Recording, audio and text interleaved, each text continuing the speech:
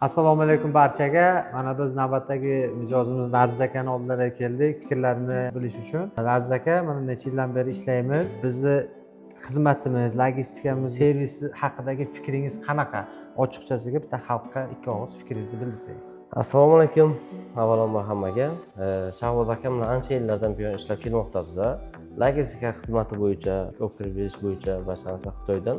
Shu paytgacha biza ballonlarimizni, diskalarimizni Shahboz akam olib kirib beradilar. Necha yillardan buyon ishlab kelmoqda biza aka. Xizmatlari ishonchli, sifatli, professional ish ko'rsatadilar. Aytgan so'rovlari bo'yicha bemalol olib kirib bera oladilar. Laziz aka, mana boshqalarga ham tavsiya qila olasizmi?